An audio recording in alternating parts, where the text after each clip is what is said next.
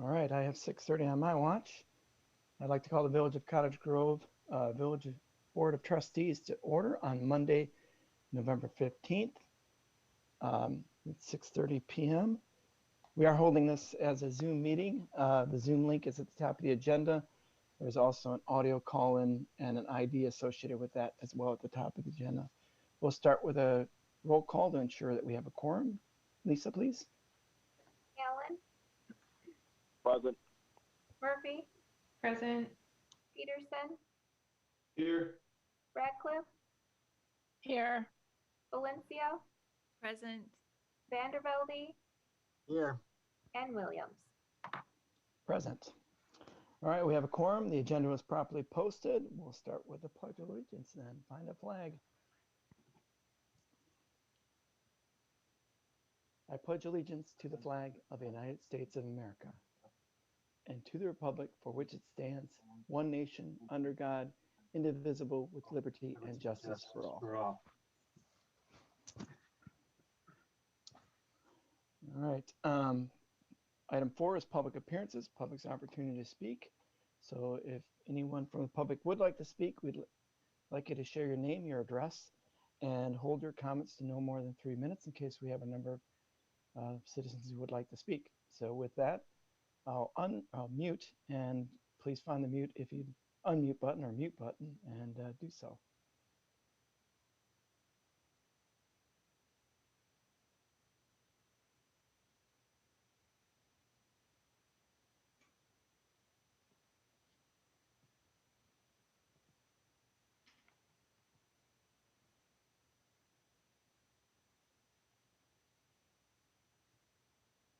All right, we'll move on to item 5, discuss and consider meeting minutes from our regular village board meeting held on November 1st. Any edits, comments, questions, or consideration for motion? I'll make a motion to approve. As Second. presented? Troy, as presented? Yep, that is me. Yeah, okay. David, you're good with that? Second. All right, thank you. Any further discussion? Having heard none, all those in favor? Aye. Aye. Anybody opposed? Anybody abstain? Motion carries. Item 6 is unfinished business. This is discuss and consider development agreement regarding jump around gymnastics documents. There's a memo cover as well as the agreement. Rick or Larry, you want to jump in on this? Yeah, thanks, John. This one's pretty straightforward. It's essentially our standard agreement. There are a few minor details we need to work out. I need to get the actual LLC name from the developer, but they've signed off on everything. We just need to fill in a couple of blanks, but otherwise it's our standard agreement that we use. The only sort of unique thing about this agreement is since it's in TID 5, the expenditure period is over. So there's no TID incentive involved. Instead, it's a closing cost credit for the developer. So in exchange for that closing credit, they are providing a $1 million assessment guarantee. Like I said, standard provisions that we've included in all the other agreements. Happy to take questions though. Any questions for Rick? So Rick, other than the actual company name, this thing is pretty much ready to go. Yep, the developer has signed off on it. So they didn't have any changes or anything for what we proposed. All right. And Any I can questions? add on that they're hoping to close by the end of the week or early next week. Okay. Any questions from board members or comments? I was just a motion, but go ahead, Melissa. I was just wondering, do we know when they plan to be completed by and open? I don't know if we have a set deadline for them to be open. I believe the assessment guarantee kicks in a year from January 1st. So they hopefully by January of 2023 then, is that what you mean? Correct. Okay, great, thank you. So to accomplish that, they would likely have to be finished by late 2022.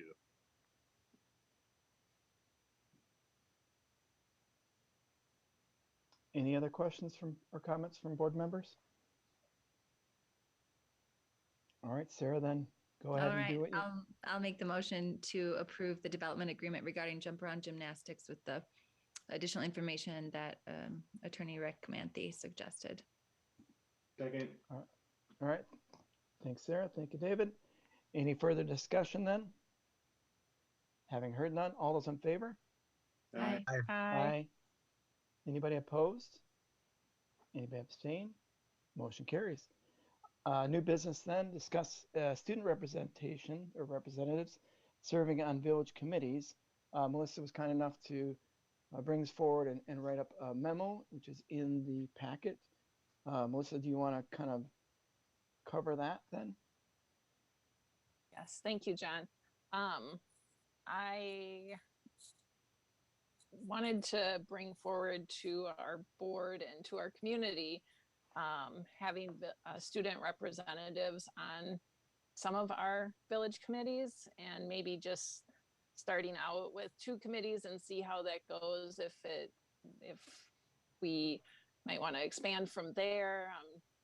At the county level, there's a youth governance program where high school students apply to be in the program, and then they're on certain committees.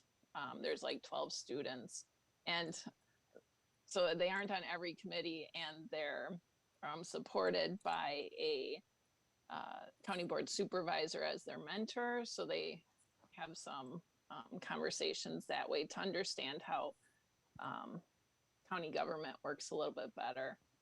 And I think it's just a great opportunity to allow students to understand the process better and get more involved civically that way. And I was thinking with the Diversity, Equity, and Inclusion Committee and Parks Committee, then I checked with Sarah and Heidi as their chairs of those committees, if they might be interested in bringing it to their committees for further consideration, to make sure that their committees, committee members would find that okay. And then for them to then bring it back to the board to hear how their committees feel about it before we proceed.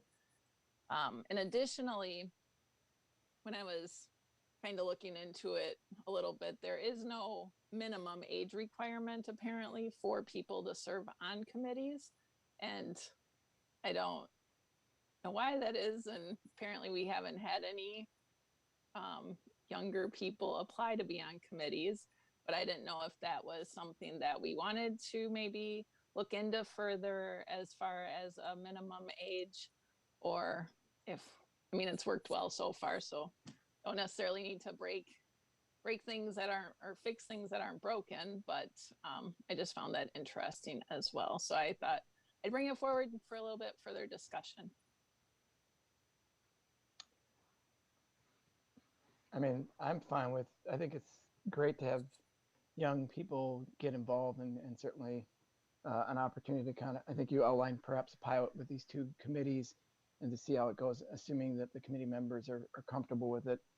I don't know about the minimum age. I would defer to Rick or Larry and just see if do we have a gap in our ordinances that we should have it in there, or is it just, it's never really been covered because it's don't, as Melissa said, it's not broken, don't have to fix it. So Rick, I don't know if you have thoughts. I can take a quick look at the ordinance. I don't remember ever seeing anything in there about like a minimum age or anything like that. But I was just taking, I know Sun Prairie has a similar sort of deal. I just looked up their sustainability committee, and they've got a student rep, and they mandate that the person is between grades 9 and 12. So if the village wants to start using a student representative, perhaps it'd be a good idea to add that into the ordinance, that, you know, there's this minimum age requirement, or if the student rep is going to be on the board, everybody else is 18 or older, and the student rep is just between a certain age. Do you know, does the student rep, is that an official member? Like, do they vote? It looks like it. Yeah, I'm not entirely familiar with all their committees, but it looks like they're a full voting member. Well, it makes sense to have, the high school aged person because they're taking government class and other classes related to that. So the interest might be sparked at that point, even from them or even prior to them taking that. So I certainly get why Sun Prairie put that in there because it makes sense. But I'm open to what the board members think. I assume they would be a Village of Cottage Grove citizen, not just a high school citizen. That could be specified in the ordinance. Committees are interesting because they're like sub bodies of the village board. So really there aren't any statutes governing them. It's all about the rules that you as the board set for the committees. So when you create a committee, you certainly create the rules that govern it. And oftentimes they're just providing recommendations to the village board anyway. But when you create this committee, you're going to be establishing whatever rules of the membership and what roles and responsibilities the committee actually has. So those are all things that we can be thinking about if this moves forward.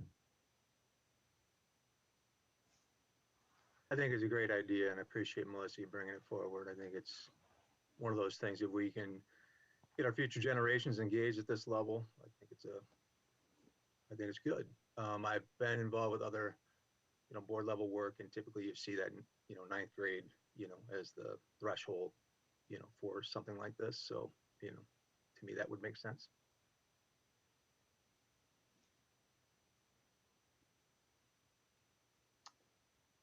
Any other comments? Board members sound like we're generally in favor of exploring this as the next step, as Melissa outlined, having those two committees amongst their members, just explore that. And then also obviously looking at whether or not we do need language that's appropriate for, similar to what Sun Prairie has done or other communities have done. We want to always leverage where we can with these student, again, assuming committees are good with it to run the pilot. And then we'd want to have that language kind of spelled out too. I think that'll be helpful for the students too, because then they go back to their, government class or wherever they might want to share this, because I think it'd be a great way to do that too. I don't know if they can get credit for it, but certainly I think it's an opportunity for them to at least share amongst their peers. I'm seeing nodding, and I just have a assuming quick that- question. Just a quick Yes, sir. question. If we do nothing right now in our policy and ordinance, there's nothing to say all committees couldn't have a student. If a 16-year-old submitted an application, John, for the CDA, right? There's no reason today we couldn't approve it, right?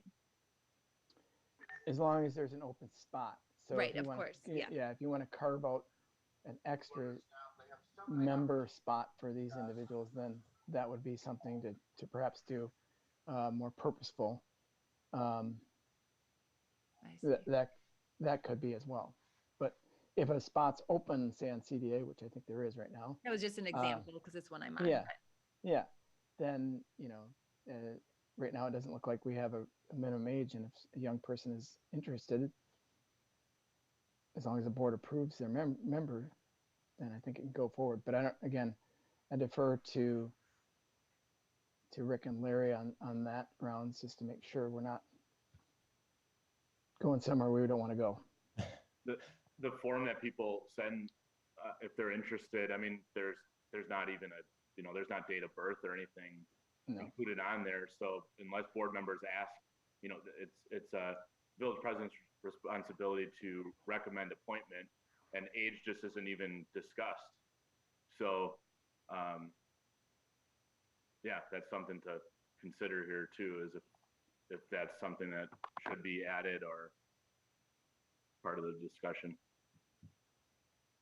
Right. And essentially all these members serve at the pleasure of the board.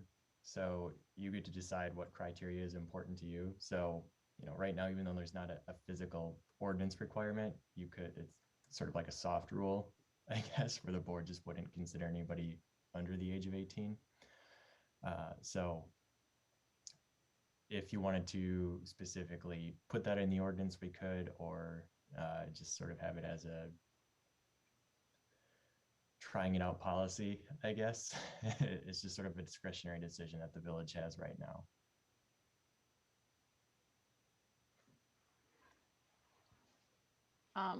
I like the idea of carving out a spot for student representatives. Just, I think it makes it easier for students to maybe feel more comfortable being on a committee, knowing that they have that spot available to them, rather than maybe encouraging applying for open spots that we currently have.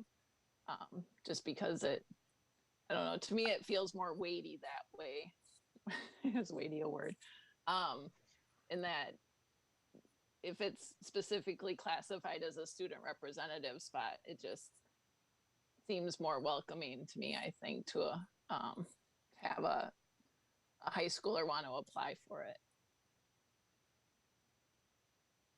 So some committees, we might in the committee structure include student representative, but we could state that we're open to student representatives on any committee if they're so interested, right? I don't want to limit, I guess, to that, students could only serve on these committees that have it carved out. I'd want to just make sure folks know that it's open. But I support the idea a lot. I obviously seconded it for Melissa and having DEI be a partner in this. So, and I think that's something that we can determine more if this 1 year goes well, if the Parks and DEI committees agree that if the 1 year goes well with student reps, then maybe we can discuss further about expanding it or allowing it more, I guess. That, I mean, to me, it sounds like a great idea. I want to do it right now, but I think having a 1 year where we see how it goes to begin with before we decide at that point whether to open it up more or allow other committees or all of that. Have other committees have student representatives, whether it's a specific spot or only specific committees or just kind of like a standing rule. I guess that would be better able to be determined after the first year. I'm all about the iterative approach. Let's start with the first few committees you mentioned, and then we can take a crack at it as we go. I mean, like, we don't have to open the floodgates up front, right? I don't know. We have a hard enough time getting all the committees fully staffed and having everybody show up to every meeting anyway. So, I really like the idea because it gives people some ownership and some accountability, right, before they're 18. But I think let's take a crawl, walk, run approach. I think works best here.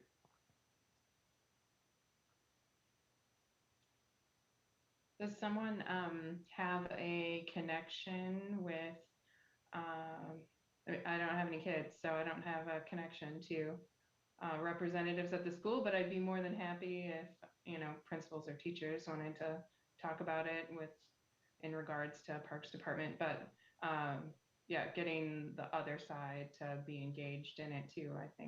I would hope that they would be enthusiastic about it, because I think it would give youth a great opportunity to participate in local government and learn about it. So I guess on that end, if you need any help, let me know. Dan Olson sits on the Housing Task Force Committee. I could certainly reach out to him to see, where that conduit would lie, or how he, I'm sure he would have some suggestions how we can make a connection in regards to this. Be happy to do that. And Melissa, nice job. Thanks for bringing this forward. You guys want me to do that? Reach out to Dan? You volunteered. Got it. I will handle that one. Because it might be. Went from volunteer to voluntold. Well, I'm just kidding, John. It's all good. Yeah. All good. I got it. It might be like, instead of a principal, it might be a guidance counselor. There might be a faster way to connect with the school. And in the meantime, those two committees can have a conversation just to make sure they're good with this. I don't see why they wouldn't be, but you know, it's good to ask those committee members just so they don't see anything that would be a roadblock or whatever. Yeah, more In than the happy to meantime. reach out to Dan. More than happy to do that. So I'll give him a buzz tomorrow. Okay. And Heidi's also volunteered too, so. All right, anything else on this one? All right, then we will move Thank you on. for all your support. Sure. Sorry, Melissa, I cut you off. Then moving on to reports from village boards, commissions, and committees. Starting off with Public Works and Properties Committee. I'll take a stab at that and let JJ or others jump in. So we met on November 2nd. Just did old business covering Clark Street. Got a few little things there to kind of wrap up, primarily with kind of the next phase of Clark Street, getting some things, a CSM and some other things move forward so that we can tackle the rest of that in 2022. But the only thing I think we're waiting for the bike path project really is for the whatever grass is going to grow in. There's still some poles that need to be removed from Frontiers lines. We're still waiting to hear back from them. And then there's a beacon that needs to go across Main Street, and the signals and everything are supposed to come in soon. Glacial Drumlin Bike Path, it's all wrapped into that, so that was all included there. The bus road and BB project, the lights are going in as we speak. So slowly making that to new business. Just covered the repaving program again. Had this committee brought up to speed with FGM Architects, which the board has already heard from. JJ walked through that just so again the committee would have an understanding of what's going on there around their facility analysis. Is more informational. Josh went through his report, JJ through his again, just the goings on that are happening right now. A lot of stuff kind of wrapping up as we start to get into the cold months, but still there's a lot going on. And next meeting is on December 7th.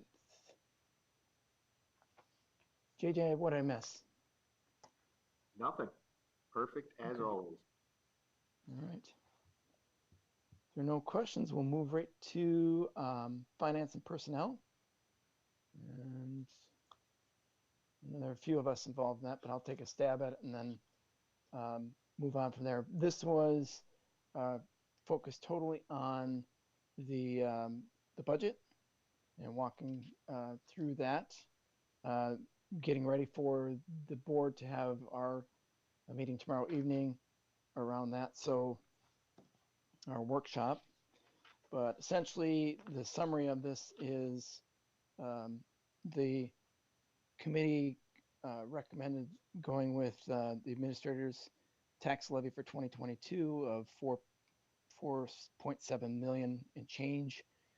This represents 6.7 increase in levy, $99 approximately increase on the tax bill, which is about just over 5% increase with the removal of the EV ready item in the municipal building, which is a small item. But because we're looking at facilities, the committee felt like maybe we better hold off on that case. You know, we have electricians on staff at some point working on the building, and it might be more appropriate to have them, or if we're moving things around, also to hold off on that item from sustainability. Other than that, there are a lot of items that are being considered that we'll walk through as a board tomorrow. We'll get into the weeds of that. But that's what came out of finance and personnel. Any questions, comments?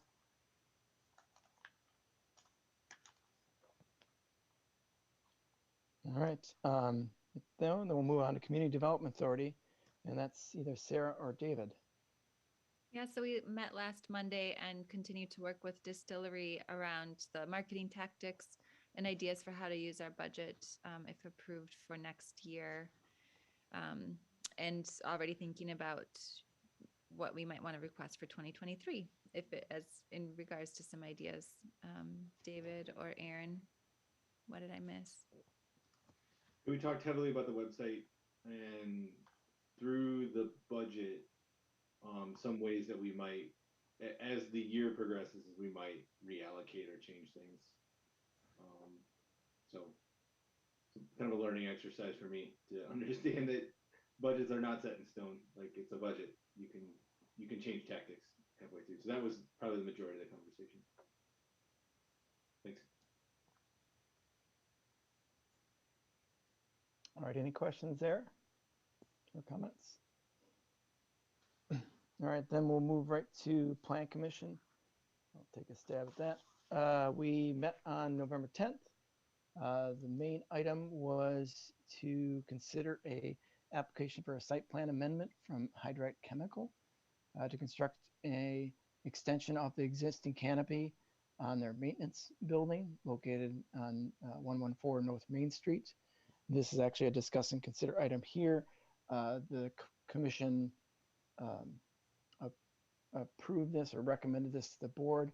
The reason for the extension is that water accumulates, it comes off the roof line, and certainly in the winter months gets icy. So this is kind of a safety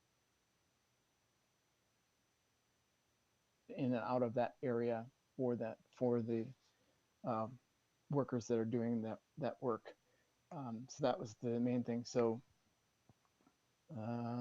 and then we had a discussion on potential zoning amendment related to classification of utility uses. And again, the commission recommend that Aaron continue his good work, working then engaging with legal to push that forward. And we'd have, next step would be a public hearing in December for Plan Commission related to that. So those are the main items on Plan Commission. I don't know, Aaron, you have anything, or Matt or Melissa? In general, just about the agenda item, if you want to background to that. Oh yeah. Do we have a representative from Hydrite then? Not sure if Derek is on here or not. I didn't see him earlier, but yeah. I mean, it's pretty straightforward. Technically, it's considered a building addition, which is why it's here, but it's really just enlarging the canopy, putting in some new pervious surface or anything like that. There weren't any engineering issues to really look at, so we'd recommend approval with no conditions. any questions from board members related to that item? I was just I'll wondering. motion to approve the, oh, go ahead. Go ahead, Heidi, you got a question. Sure. I was just wondering is there a certain purpose that they listed for this? Like, does it better protect things being transported, or we don't really get into the weeds on that? No, they got on the weeds. They said that the way the current structure is, it allows water to accumulate right in that area, and they have forklifts and stuff that are moving around. And then obviously in the cold months, that can turn to ice, and then that becomes a problem. So that's why they'd like to extend this canopy. Okay, sounds good. Go ahead, Paul. All right. Actually, I had one more question too. Sorry, Paul. You'll get there eventually. I was just curious, in the packet, why is the test report in all the artifacts? Like, I guess I didn't. This is one thing that it just caught my eye. Like, I kind of glazed over it when we got it originally, but now I'm like, why is there a mass hose test in here? Not sure. It's not something we asked for. It's just something they provided.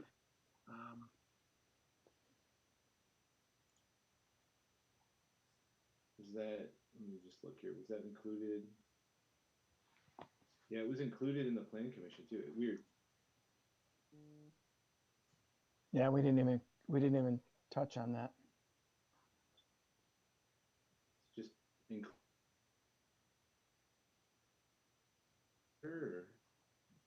Well, I think as Aaron said, they just submitted it in addition. Wasn't required, wasn't requested. Yeah. Don't see that it really relates to the canopy. Next month, right? That would relate to that, and maybe it just got stuck with this piece of it. Okay. Probably, yeah, there is one. They just kind of missed the deadline for the November meeting on, so they will be coming back, and Josh is probably right. Gotta love email. Thanks, guys. Paul, continue. Thanks, David. Are we sure now? Sure. Positive. Positive. Go ahead. All right, I'll motion to approve the application for a site plan amendment, Hydrite Chemical Company to construct an extension to an existing canopy on their maintenance building located at 114 North Main Street, and it's my understanding with no staff conditions. Second. I think David was by a nose. Thanks, Paul. Thanks, David. And Troy was in there right after that. Any further discussion? Having heard then all those in favor? Aye. Aye. Aye. Aye. Anybody opposed? Anybody abstain? Motion carries. All right. Yep. And Yes, you- Lisa. You hopped over ad hoc sustainability committee just before plan commission. Thank you, Lisa. I don't know why I did that. I was there. Maybe that's because I was there. Heidi, please share the thoughts. Thanks. So we met on the 9th and we had an update on budget process and status, and we talked about facilities report. And then we also talked about the Office of Energy Innovation Grant, RFP, which is due in January. And there's a couple different categories for that grant. So a committee member and JJ was going to reach out to Josh's team, kind of see what they knew about this grant process. It used to be every other year, but it's starting to be every year. So one of the options categories is for renewable energy. So in the proposed budget, you'll see tomorrow, there's the solar panels on the municipal building. So we're kind of looking into what the best opportunity is to apply for a grant in that. And it takes, a few months to get everything together. So we'll have a more update on that in December. There's also an organization that does promotions on solar installations and clean energy things called Clean Wisconsin. And one of the committee members was working with them to kind of do an informational video about solar. So as you can see, then the next item was a letter to solar residents utilizing the building permit information, reaching out to residents that put solar on their houses this year to see if they'd want to share some of the things they learned, some of the reasons why they wanted to go solar, and in the process. So that would go into this informational video or other information we might want to send to, share with our residents through our social media or website. Next time, we're going to continue on with the grant information, a complete streets presentation. So we'll meet again in December. John or JJ, do you have anything to add? Nope, you did fine. Covered it all. Thanks, Heidi. Even though Lisa had to make sure I got that in. JJ, anything else? Nope, she got it. Okay. All right. Apologies for that. You just got to follow along here on the agenda. Apparently I failed to do that. Good thing Lisa's around to keep me honest. All right. Then moving beyond plan, because we covered that prematurely. First item up is consideration for some nominations. One for Diversity, Equity, and Inclusion Committee, and then 2 individuals for the Tourism Commission. Now that will be, the hotel is open. We'd like to get going on that. So we've got a couple people there. Any questions, comments, related to those nominations?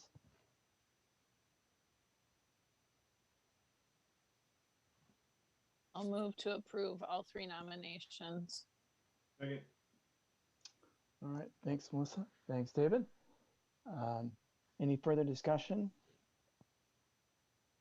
Having heard none, all those in favor then? Aye. Aye. Aye.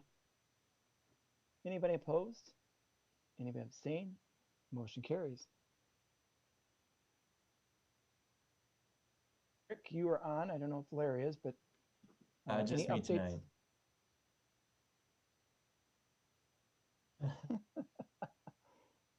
Any further updates there or anything else you want to share with the board? Nothing to report at this time. Just more election chaos for Lisa in the future. That's a prelude or prelude. All right, then we'll move right down to communication, Melissa's business. First up is consideration of the vouchers. Any questions, comments?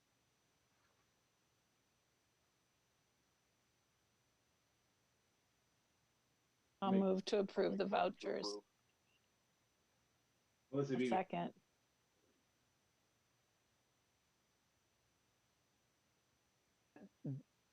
I heard Melissa first, but then I heard David, then I think I heard Troy.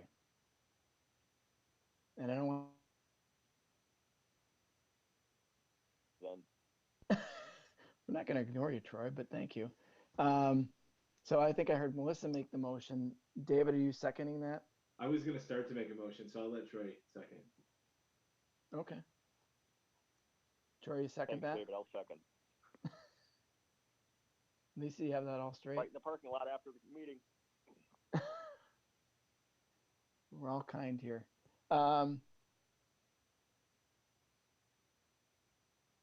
Discussion. Having heard none then, all those in favor? Aye. Aye. Anybody opposed? Any abstain? Motion carries. Correspondence. Anybody have anything there? I don't think I have anything that I have right now, but I'll open it up to board members. I'm seeing a couple shaking heads. Then we'll move right on to upcoming community events. I know we have Christmas in the Grove just a few weeks away.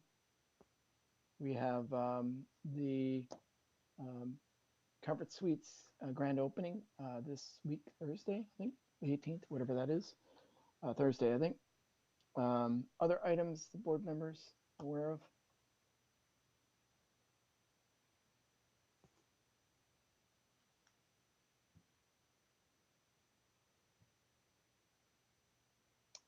All right. Just happy Thanksgiving.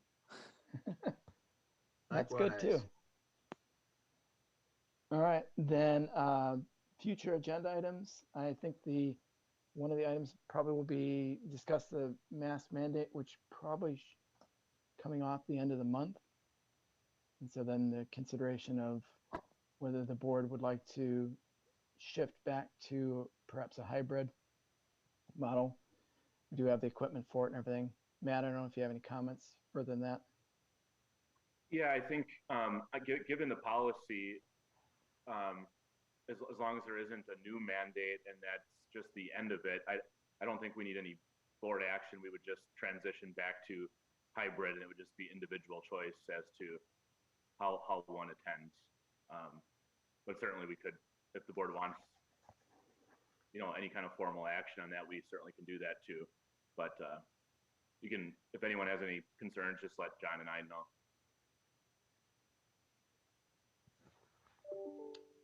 Other than that, John, we would anticipate having the budget public hearing and adoption on the same night, December 6th.